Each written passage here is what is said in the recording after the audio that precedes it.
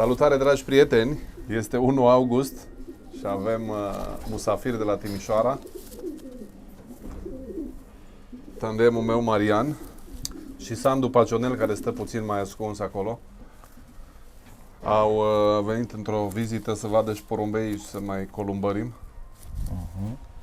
Marian, ce mai faci în timp ce te uiți la porumbelul ăsta? Porumbelul ăsta care e 102. Da. Ai dat așa ca să mă lovești la sentiment? Da. Da. Asta e din combinația, prima noastră combinație, ca să zic așa. Da. Bine, încercăm să ne relaxăm. Am venit astăzi cu Sandu să avem o zi așa de relaxare, nu? Așa. Uite aici să vedem porumbei frumoși, reținuți bine. Uite ce bine stă. Are și pudră pe el. Ce faci, mă? Mai dai unul din aia cu două locuri, unul? Mai faci o minune? Da, uite. Cred că ar vrea să zică, bă, am dat odată, dacă nu v-a ajuns. Nu v-a ajuns, fi sănătoși. Ăsta, uite, este la el, e tata la femeia care a luat 2 locuri, 1 la maraton în același an. Ce era? Hale și... Nuremberg și Stendhal. Nuremberg și Stendhal. Da. Și el e, că tu mai știi tu un pic chestia asta, e nepot de locul 1 Șverin.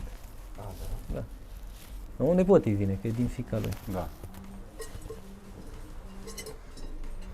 Am scos 2 pui atunci, i-am și zburat pe Polonia, ți-am jucat noi în 2016.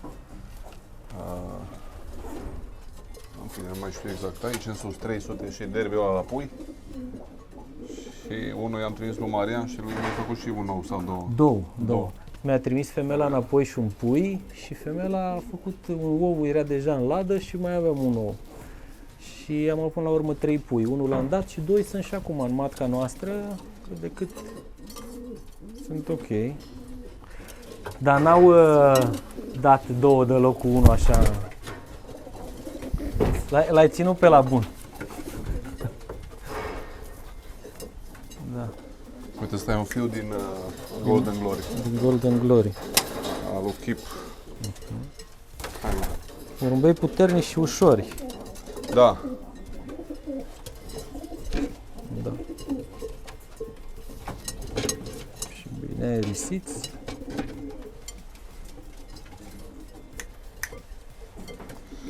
Acum, beneficiem de prezența lui Marian aici, să îi punem și câteva întrebări. Marian, un columbofil cu vastă experiență și pedagogică și columbofilă. Da, mai mult pedagogică, da. Bun. Marian a concurat ani de zile, de fapt, cred că mai concura și acum, doar ca și nume. Da. Cu Mircea. Pe Mircea San l-am avut nu de mult aici.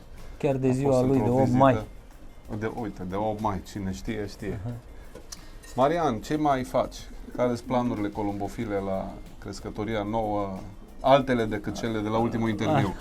Anul trecut, în toamnă a fost la tine, cred, nu? Da. În toamnă a fost la mine. Anul ăsta am avut numai păsări de un an, am încercat să jucăm numai etapele de maraton și să ținem fără niciun fel de tratament porumbei tot concursul. Am făcut asta, l-am ținut fără tratament.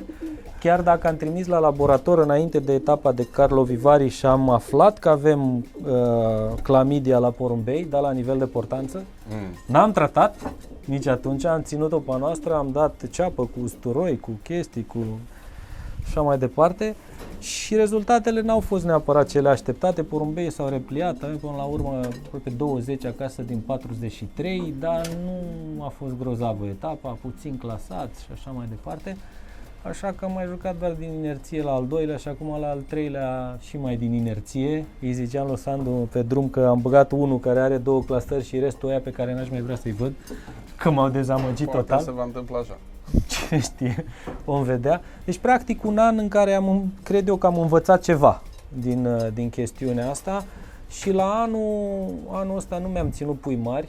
Din prima serie jumate-s la tine, jumate care însemnau vreo 12, adică erau o viață, s-au rămas acasă, după aia alții sunt mai mici, am unii și mai mici, mai sunt ceva de la tine care vin astăzi tot mai mici, așa că la anul cred că o să jucăm tot campionatul de etape scurte. Da. Că ar fi mai înțelept și... Să știi că clamidia e o problemă extrem de complicată și de nu știu, de greu de controlat. Nici nu-mi explic cum ar putea fi controlată pe viitor. Că dăm foarte multe medicamente, noi columbofilii. Poate nu noi dacid în compartimentul ăsta, dar în general. Și asta dezvoltă și mai mult clamidia, o face și mai rezistentă și foarte greu de luptat cu ea. Inclusiv produsele, ca mă spun mai mult pentru cei care mai vorbit asta, inclusiv produsele anticandida, cum e nistatinul și mai sunt diflucanul și mai sunt câteva. Ciuperca asta se adaptează foarte repede. Vezi că tu vorbeai de clamidia și de candida. Scuză-mă, eu am zis că am avut clamidia, adică partea asta de chestii respiratorii, de nu știu ce. Dar după aia foarte ușor poți să dai în Da. Eu am rămas cu minte la ce am vorbit noi acum. Sper să se înțeleagă, poate să și rămână pe video așa cum e. Să vadă că mai facem și noi și greșeli. Tu vorbeai de un pic de clamidia, eu vorbeam de candida. Și am descoperit la ultimele analize. Candida e o problemă extraordinar de complicată. Și clamidia, dar acum dacă mă uit la clamidia, tricomonoză, salmoneloză, aș părea mea că palesc pe lângă problemele date de candidoză. Pot fi ținute sub control. Acum îți spuneam că când m-am reapucat eu anul trecut de porumbei, am început un pic să citesc în literatura internațională de medicină veterinară și există și în zona porumbeilor așa ceva. Și bineînțeles că am căutat pentru problemele respiratorii, că vorba aia te doare chestia asta mai mult ca orice. Și nu se recomandă nicăieri în literatură să tratezi orbește și prostește chiar elementele astea de respiratori în afara sezonului. Îi recomandă chiar să-i lași în pace pe porumbei să rezolve. Dacă ai oxigen bun, dacă cu tare și mai departe, crescătoria e bine aerisită, trebuie să rezolve la problemă. Dar se recomandă să tratezi înaintea etapelor de concurs care te interesează, indiferent care e nivelul de clamidie. Și aici am întors la ideea cu laboratorul. Eu am primit atunci de la laborator și știi că ți-am povestit că am trimis la laborator să-mi facă coccidioză, tricomonoză, viermi, E. coli și clamidia. Da. Înainte de etapa de maraton, după prima etapă de fond. Ce mai vrei? Știi chestiile astea, ești corect. Împărat, nu? Da. A venit, în perioada premergătoare trimitere la laborator, am făcut 5 zile de Triconatura cu Healthy Oil și cu Magic în apă. 0 coccidii, 0 trico, 0 E. coli, 0 viermi. Minunat! Clamidia la nivel de portanță. Că am și vorbit noi atunci, am zis, băi, nu tratez nimic, ceapă, usturoi, hrean, ce am mai dat pe acolo, toate combinațiile, vircon, inhalații cu vircon și trebuie să fie bine. N-a fost bine. Ideea e că îi ziceam lui Sandu pe drum, în momentul în care am băgat porumbei în ladă la Carlo Vivari, la un moment dat, băgând, nu știu al câtelea porumbel în ladă, mi-a venit articolul în față. Și îi zic, bă, nu, zic, e bine, trebuie să fie bine, că am dat, că am făcut, că Andres, că nu știu ce. Nu știu ce să zic, e o chestie care a rămas. E un pic relativă, știi ce se întâmplă?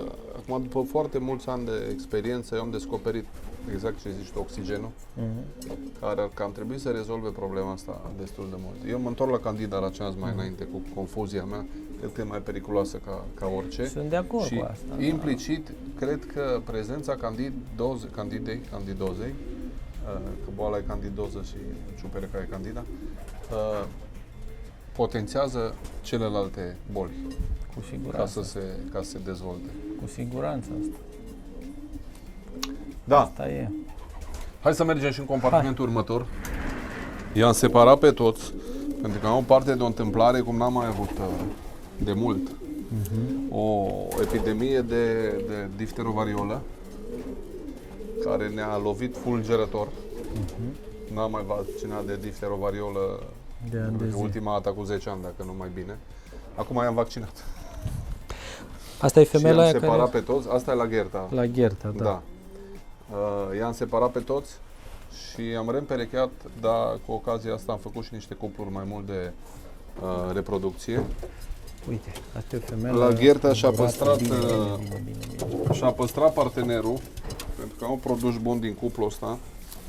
Planul nostru este să facem anul viitor un compartiment cu pui, un compartiment de reproducție cu pui la Gherta. Asta e masculul ei, tot fiul din Golden Glory, da.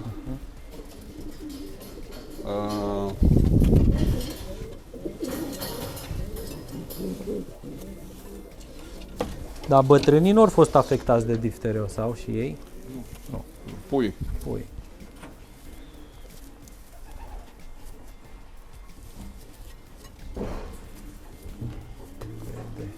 Uite, ăsta e puiul lor de acum 2 ani. Este unul din aia de la Columbodrom? Ăsta este adus din Germania. A Ah, zburat până la Bordeaux, a clasat la Bordeaux inclusiv la 800 de kilometri, la Barcelona Loft. Și mie mi-a plăcut atât de mult când l-am văzut, că l-am dus acasă. da, e un porumbel frumos. Și mai avem pe Sorăsac. Am zis, tot din ăștia care merg, ia să încerc eu să fac un compartiment, să vedem merg sau nu merg. Dacă facem 12 cupluri, Trebuie să arate. ori albă, ori neagră, adică. Corect. Da, e reușit porumbelul. Parcă e mai bun ca taică-s în mână, așa l-a aranjat un pic la Gherta. Da. Nu? Asta e sora lui, Dresda. Asta a fost locul 1 județean la Dresda anul trecut. Și 3 pe clasamentul mare. 3 pe general, lovit a bătut aici. cu 47 de minute. Pe la primul maraton mai avem lovit anul ăsta. Și am și mutat-o la reproducție. Am zis, bă, dacă așa s-a întâmplat, dar e, nu știu, a doua zi. Se vede că are, încă se simte musculatura lucrată la ea față de ăștia alți. Asta mai mult închiși. Uite, Deci dacă așa a fost să fie, ea mai poate fi băgată în coș acum, dar teoretic, practic nu. lasă să rămână aici. Da, Poate, a demonstrat deja. da. Și îl mai avem tot din ei. Ăsta a fost un tardiv ce a rămas la reproducție. Tot din ei. Așa, ca să-mi spui și tu o opinie despre cum dă cuplul ăsta.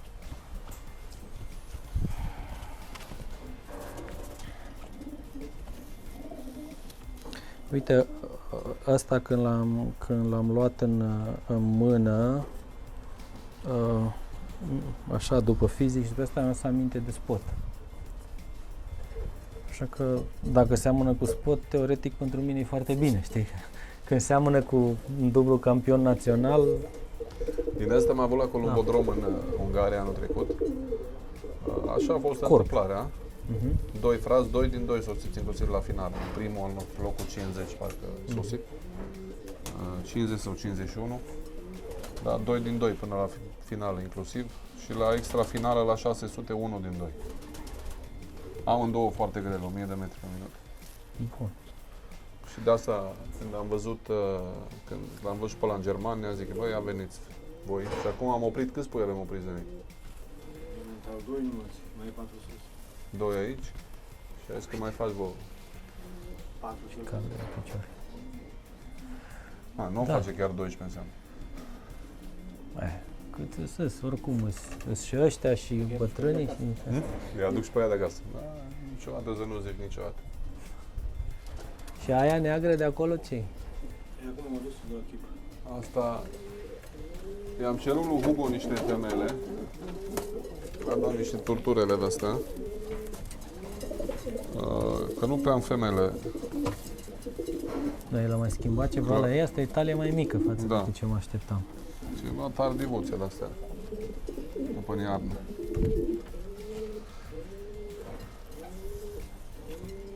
Claudiu a avut ideea să facem chip cu chip. Ca să avem la reproducție. Mamă, și asta ce mai băgat în ea, că pare un pic diferite de aia, dar e un bibelou de porțelan asta, nu? E posibil. E, Claudiu poate să spună exact. are și talia mai mică ca ceilalți. Să ne uităm. Bine, fără ochelari, 684 e aia. 49900 684. Mama e olimpic, Unul național, as porumbel la Saint Vincent pe 3 ani, tata. Și mama îi olimpica.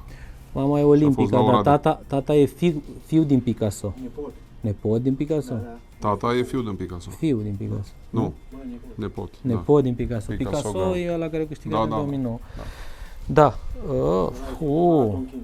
Ăsta e tatăl lui 40-ul? Ăla care a fost la mine? Da. Mi-a dispărut de acasă. Da. Nu, ăsta e tată, ce Da. seamă ăla. Da, mi-a plăcut mult de tot, dar am o ghinion cu el. A venit lovit de la o etapă și după aia s-a pierdut. Asta îmi place mult. Iar pe mamă, porumbei lui vechi. Raimacher, Se vede. De fapt, aici Emil sunt Materne. mult porumbeii lui vechi, nu mai are Pranghenia. Nu. Femeia aia n-are pranghe deloc în ea. Dar nici ăsta n-are pranghe în ea. Aici te-ai dus în porumbei de o combinație de porumbei de maraton. Da.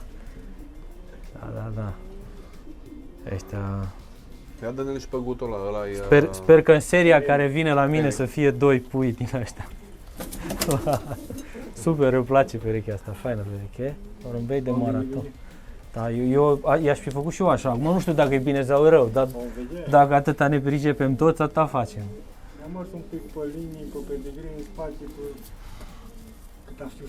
Îți arată niște porumbei mai special, de ăsta e cam năpârlit, nu arată așa bine. Până ce ori început să arunce pene după separarea asta. Uite, circulația e foarte bună la porumbei, vezi? Da, ăștia de la zi, de la bătrân, Eric nu? Vermander, De la Eric Vermander, da. niște porumbei care trebuie să fie porumbei puternici de explozie.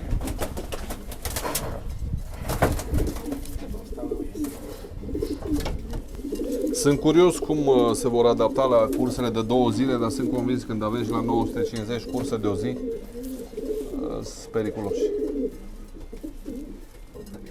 Eu joacă Barcelona cu ei. De la cât? Câți kilometri ai la Barcelona?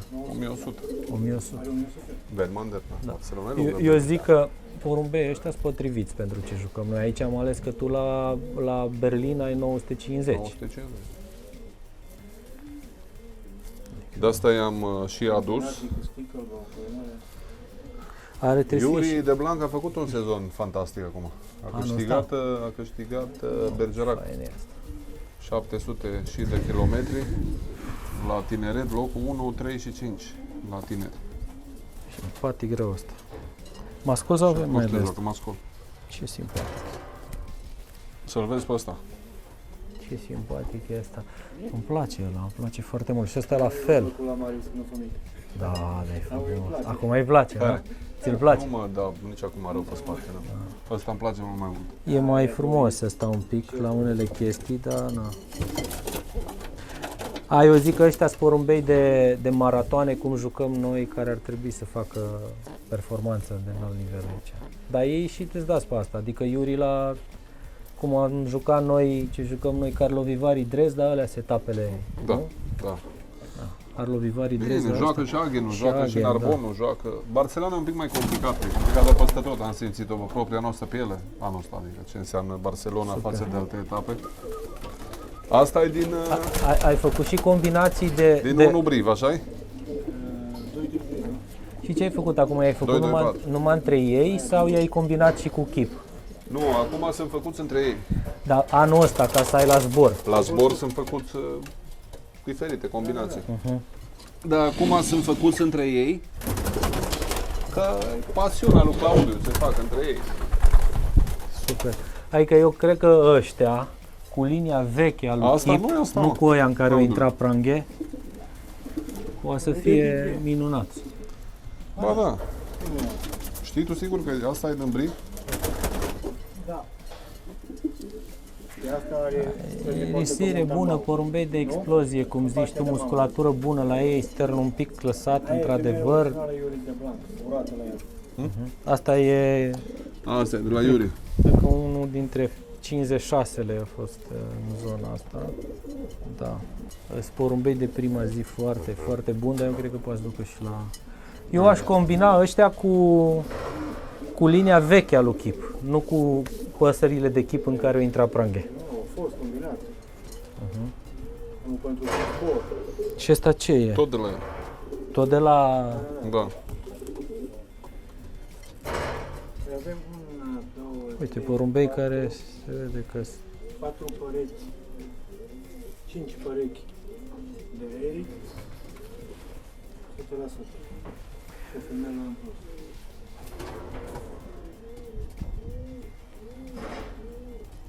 Am adus o serie de pui de reproducție, săracul, după aia și furat reproducători. nu mai găsi nimica. Nu mai găsi nimic. Din ce-o furat aia. Nu știu să fi găsit. Îți dai seama că se fură pe comenzi, pe tot felul, se duc repede. Dragilor, acesta a fost un semi-scurt interviu în crescătoria noastră de reproducție. V-am arătat și puțin porumbei, am discutat puțin și cu Marian. Restul discuțiilor le păstrăm pentru noi.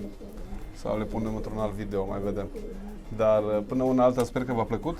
Marian, sper că ți-au plăcut porumbeii. Și mi-a plăcut Și vă salutăm cu drag de la Oradea. Dacă încă nu v-ați abonat la canalul nostru, puteți să o faceți. Așteptăm opiniile voastre în comentarii. Multe salutări de la Oradea.